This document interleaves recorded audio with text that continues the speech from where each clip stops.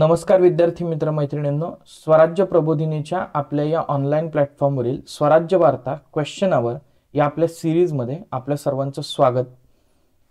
आजच्या एपिसोडमध्ये आपण 26 जानेवारी या दिवसाच्या दृष्टिकोनातून काही क्वेश्चन्स बघणार आहोत.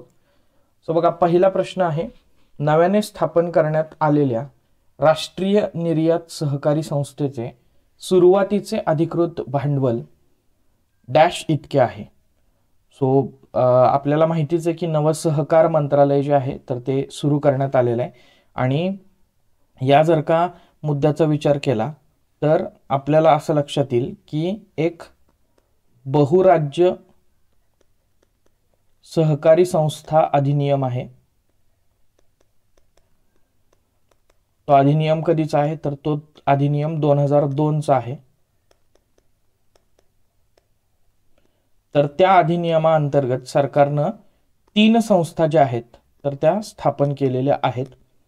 त्यापैकी एक आहे सेंद्रिय उत्पादनांसाठी राष्ट्रीय सहकारी संस्था, त्याचबरोबर राष्ट्रीय बहुराज्यीय बियाणे संस्था, आणि तिसरी जी आहे जी तुम्हाला स्क्रीनवरती दिसतीये राष्ट्रीय निर्यात सहकारी संस्था. वेगवेगळ्या सहकारी संस्थांनी जी उत्पादनं बनवलेली आहेत ती उत्पादनं निर्यातक्षम बनवण्याच्या दृष्टिकोनातून किंवा ती उत्पादनं निर्यात करण्याच्या दृष्टिकोनातून ही संस्था जी आहे राष्ट्रीय निर्यात सहकारी संस्था तर ती स्थापन करण्यात आलेली आपल्याला दिसते. बघा, तिचं सुरुवातीचं भाग भांडवल जे आहे तर ते पर्याय क्रमांक 1 म्हणजे 2000 कोटी इतकं आहे. बऱ्याचदा असे प्रश्न विचारले जातात, सुरुवातीचं भाग भांडवल वगैरे किती आहे अशा पद्धतीनं, आणि त्या फॅक्च्युअल डेटा जो आहे तर तो आपण लक्षात ठेवणं गरजेचं आहे. इकॉनॉमी रिलेटेड करंट अफेअर्स वरती प्रश्न विचारले जात असताना ते अशाच पद्धतीनं विचारले जातात. नेक्स्ट बघा, नॅशनल स्टॉक एक्सचेंजने खालीलपैकी कोणत्या शहरामध्ये देशातील पहिला नगरपालिका इंडेक्स सुरू केला? आता तुम्हाला इथं लक्षात येईल की प्रथम घटना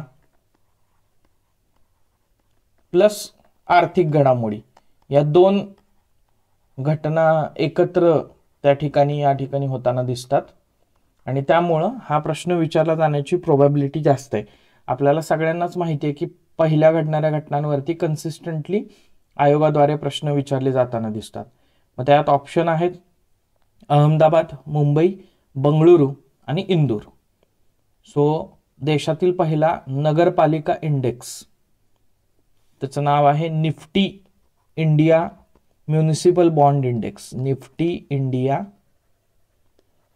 municipal bond index.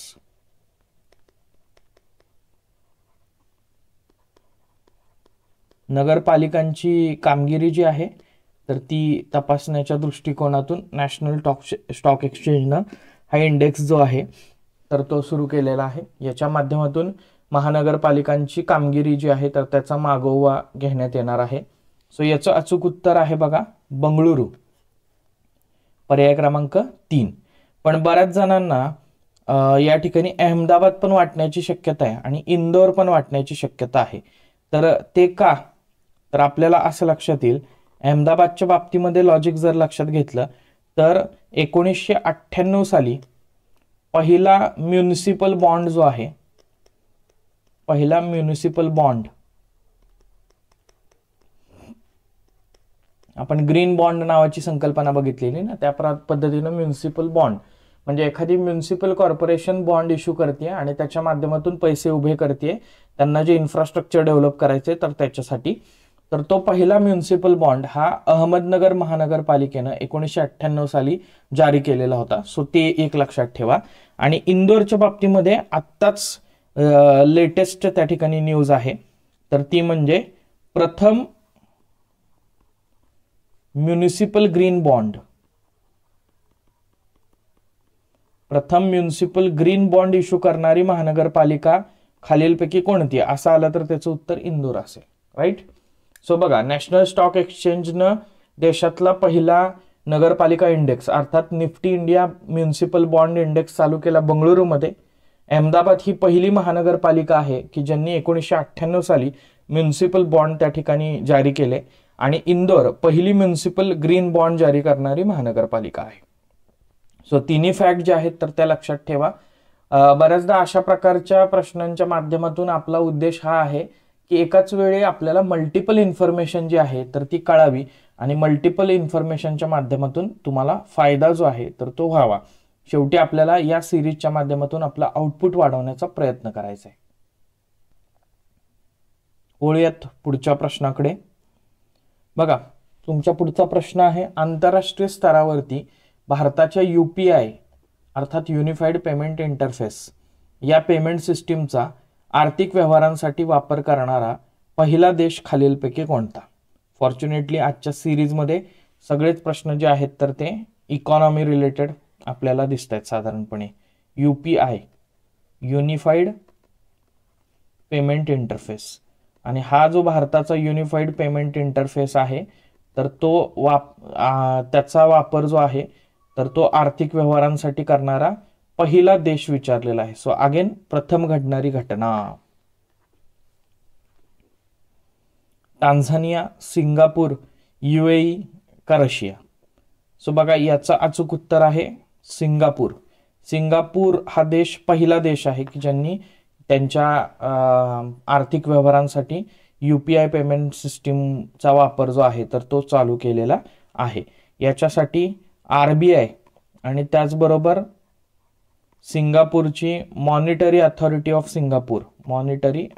Of Singapore यांच्यामध्ये एक सामंजस्य करार झालेला दिसतो. सिंगापूरचं जर का UPI पद्धतीने सिंगापूरचं पे नाऊ आहे, राईट, पे नाऊ नावाची पेमेंट सिस्टीम आहे. आणि भारताचा जर विचार केला तर हे UPI किंवा ही पेमेंट सिस्टीम रेग्युलेट करण्याचं काम कोण करतं? NPCI करतं, national payment corporation of India. So NPCI पण लक्षात ठेवा, बऱ्याचदा याचे फुल फॉर्म विचारले जातात तर तेही लक्षात ठेवण्याचा प्रयत्न करा. नेक्स्ट पुढच्या क्वेश्चनकडे वळूयात. महिलांना आर्थिक सुरक्षेसाठी सक्षम करण्यासाठी फिन एम्पावर हा कार्यक्रम खालीलपैकी कोणाद्वारे सुरू करण्यात आला? फिन एम्पावर, फिनान्शियल किंवा फायनान्शियल एम्पॉवरमेंट महिलांची करायची आहे. BSC UN woman, NSC UN woman, RBI UN woman का महिला आणि बाल विकास मंत्रालय आणि UN वुमन? सो 2023च्या महिला दिनाच्या दिवशी या कार्यक्रमाची सुरुवात जी आहे तर ती करण्यात आलेली आपल्याला दिसते. उद्देश आहे की महिलांना आर्थिक दृष्ट्या सक्षम करणं, म्हणून फिन एम्पावर असं नाव त्याला देण्यात आलेलं आहे. उलटा प्रश्नही विचारला जाऊ शकतो की यातलं जे उत्तर आहे तर ते घेऊन यांच्याद्वारे महिलांना आर्थिक सुरक्षेसाठी सक्षम करण्यासाठी खालीलपैकी कोणता कार्यक्रम सुरू करण्यात आला?